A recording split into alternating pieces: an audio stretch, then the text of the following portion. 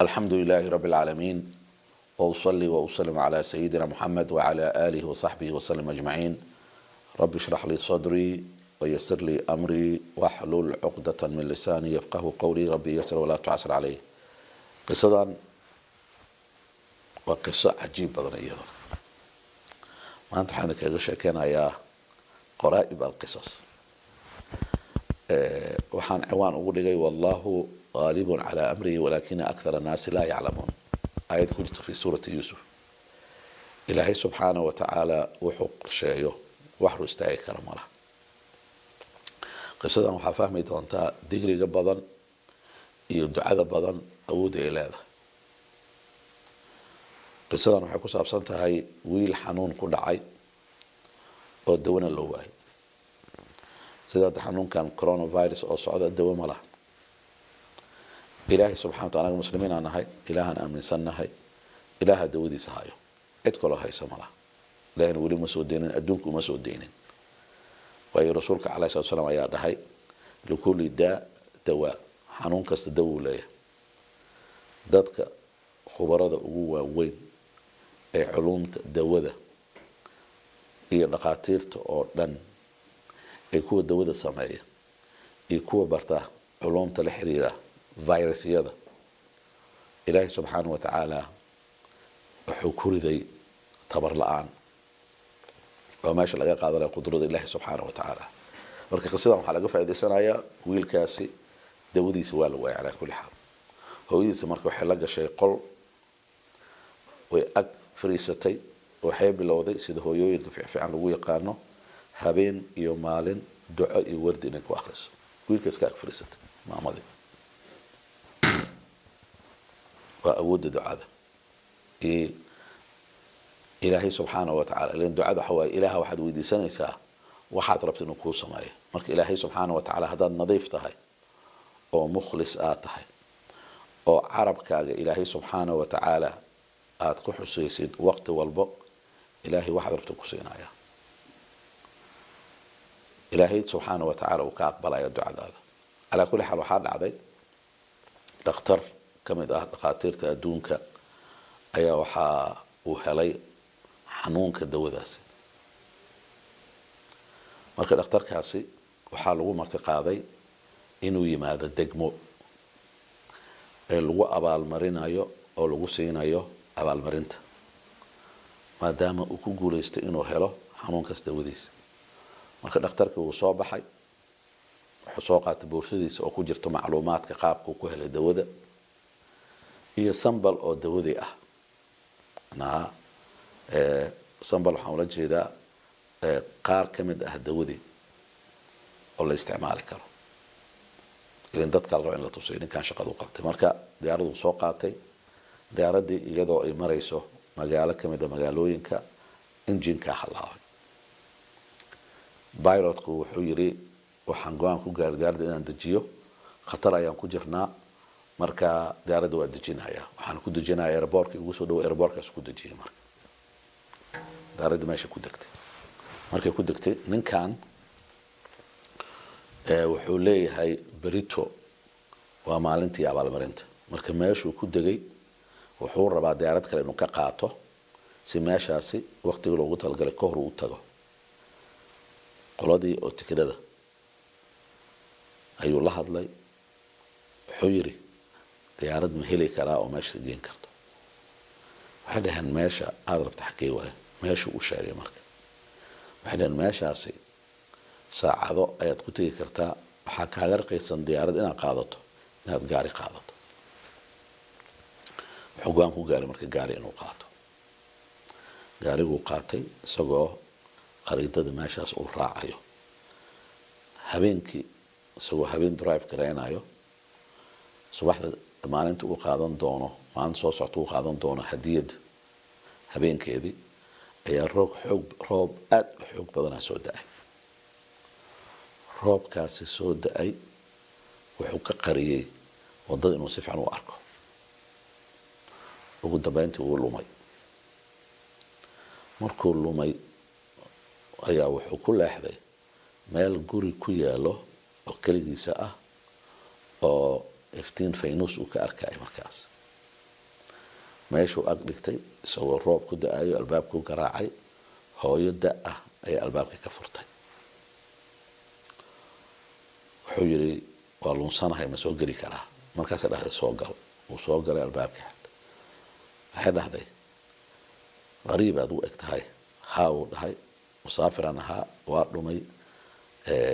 marka ma kala taqaanaa wadooyinka waxay dhahday maya ma kala aqaano laakiin waa habeene iska naso wax cun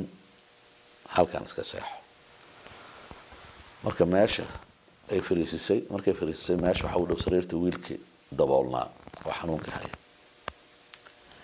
maamadii intaan qofka aanay soo dhaweynaysay ayaa wuxuu yiri maxaa waaye waxa meeshan ku daboolan waxay tiri waa wiilkayga oo xanuunsan oo aad u xanuunsan xanuunkiisna dawo loo waayay marka halkaanaan ilaah ku sugaa oo habeen walbo iyo maalin walbo markaan intaan jiifo maahane duco iyo wardiyaan ku jira faa'iidada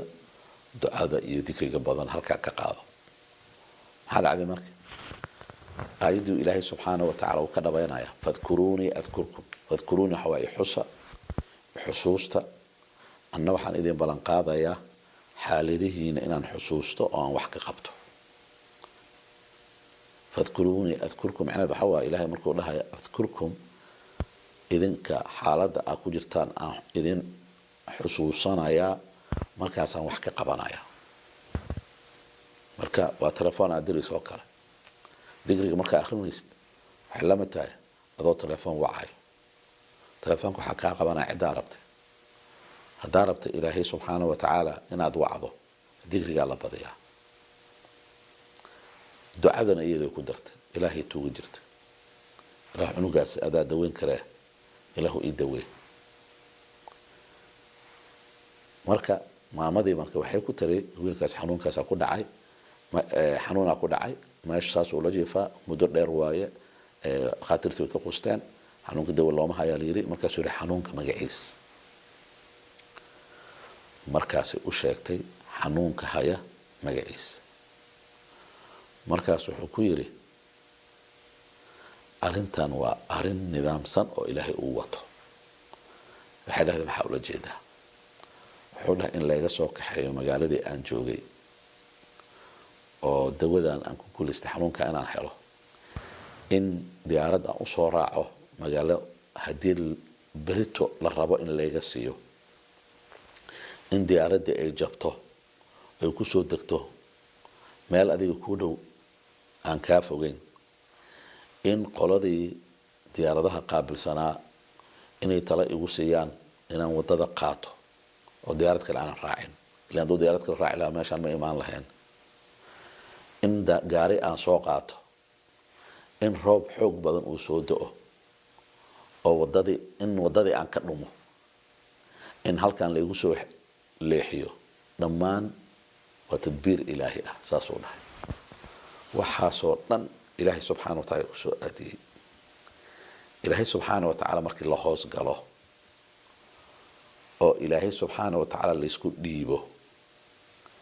ilaahay subxaana wa tacaala kuma dayacayo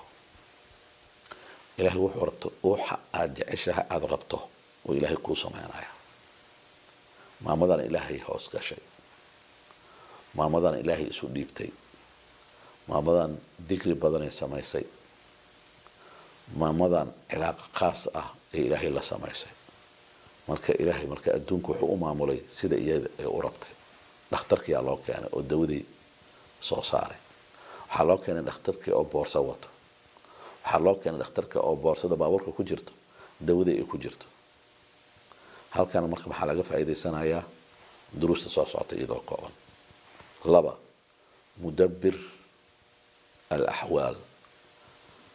ilaahay subxaana wa tacaala waa midka dabirayo nidaaminayo kala nidaaminayo waxa adduunka ka socda oo dhan wax yar ama wax weyn lidalika ilaahay subxaana wa tacaala waxaa maaragtay culimmadu markay ka hadlayaan waxay leeyihin huwa khaaliqu kulli shay isagaaba wax walba abuurayba hadda viruskan coronavirus oo laga cabsanayo khalqi jadiidu ayaa abuuray ilaha abuuray iyaga waxay dhaheen virus nool waaye laakiin indhaha aan ugu arki karin ilaahay wuu arkaa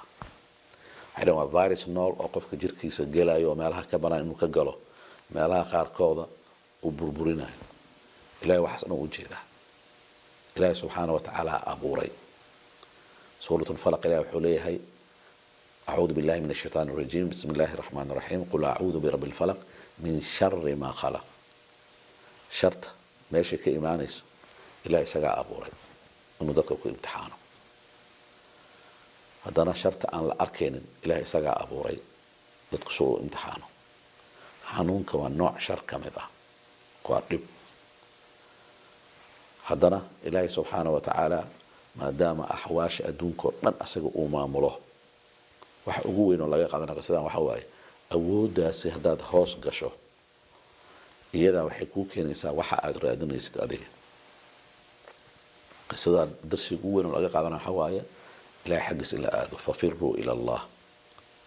markaad aado oo gacmaha aad taagto oo aad isku xirto oo ilaahay wuxuu raba aad samayso ilaahay waxaad rabto u samaynaa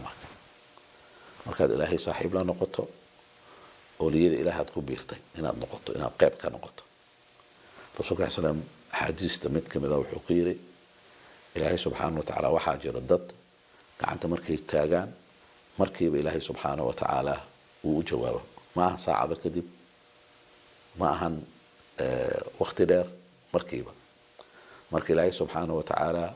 ساس يسوق آدي نختار كاسي ولا جسوك حيي ودن كيسي ugu dambeyntii waxaa la keenay oo in wadadii laga leexiyay oo dhumay waxaas oo waa tadaabiir ilaahi ah waxaa la keenay markaasi gurigii wiilku ku xanuunsanaa soo u daweeyay ilaahi subxaanahu wa tacaala bisha ramadaan ayaan ku jirnaa tobanka labaad oo nabiga calayhi salaatu wasalaam uu noo sheegay in ilaahay subxaanahu wa tacaala u dambi dhaafayo dadka saa'imiinta ah ويري وأوسطه مغفرة طبعا كدحة ودمبي داف لو دمبي داف أيو روح الصائم كا أو صومن مرك إلهي وحنا ويدي سنينا إنه دمبي جنا دافه وإلهي ونعفيه ما دام بالرمضان أنكو جرنا ورسولك ويري عليه السلام سدح الدعاء دود لما سوء عليه وحكو جر سدح سقفك الصائم كا وحنا إلهي سبحانه وتعالى ويدي سنينا عذر كان كورونا فيروس أو فافا يصح عقبضا dad badana uu gaaray waxaan rabnaa in laba duco ama saddex aan dhaho aan ka hormariyo oo iyadoo kooban kow in ilaahay uu naga joojiyo cudurkan caalamka dhan ilaahay uu ka joojiyo maadaama imtixaan ay tahay ilaahay waxaan weydiisanaynaa dambi dhaaf iyo cafis ciqaab waaye ciqaabta ilaahay uu naga joojiyo allahumma aamiin laba waxaan u ducaynaynaa dadkii cudurkan ku dhintay ee muslimiinta waxaan leenahay ilaahu subxaanahu wa tacaala dadkaasi shuhadaa al-aakhira ka dhig waxaan kusoo gabagabeynayaa ducada ah dad badan ayaa u xanuunsan cudurkan ama xanuuno kala duwan waxaan dadkaasi ilaahay subxaanahu wa tacaala u weydiinaynaa oo aan leenahay اللهم أذهب البأس رب الناس اشفهم أنت شافي لا شفاء إلا شفاءك شفاء لا يغادر سقما إله حنونك كقاد أو كورونا فيروس انت هيسو أو دن إي حنون ذاك لا إله أضاح عافمات أضاح بحنكره عافمات عاجلة سي اللهم آمين أقول قولي هذا وأستغفر الله شكرا يا رب يا خالق الأكوان يا رب يا رحمن أكرمني بالغفران شكرا يا رب ogeysiis ku soo dhawaada xarunta isku daweynta quraanka iyo sunnada nabiga sallallahu alayhi wasallam ee al-ruqyah waxaan dadka ku daweynaa si waafaqsan kitaabka iyo sunnada nabiga sallallahu alayhi wasallam kana fog khurafaadka iyo waxyaabaha diinta ka hor imanaya waxa aan wax ku daweynaa waxa kamid ah in qofka quraanka lagu akhriyo iyo in wixii adkaara nabiga sallallahu alayhi wasallam ka sugnaaday sidoo kalena lagu akhriyo waxa jira dawooyin islaamik ah oo aan kaashano iyo talooyin diini ah waxyaabaha aan dadka ka daweyno waxa kamid ah isha jinka sixirka iyo dhicidda iyo hurdo la-aanta weliba iyo toobin casriyaysan iyo dawo cambaareedka. sidoo kale waxaad ka helaysa qayb online ah oo adigoo guriga jooga aad ka qaadan kartid barnaamijyo iyo ruqyadii oo si online lagu akhrinayo iyo dhiirigelin aad ka helaysid iyo tala bixin. haddaba la xidhiidh xarunta isku daweynta qur-aanka iyo sunnada nebiga sala allahu calayh wasalam ee alruqya alsharciya adigoo nagala soo xidhiidhaya lambarada kor ku xusan.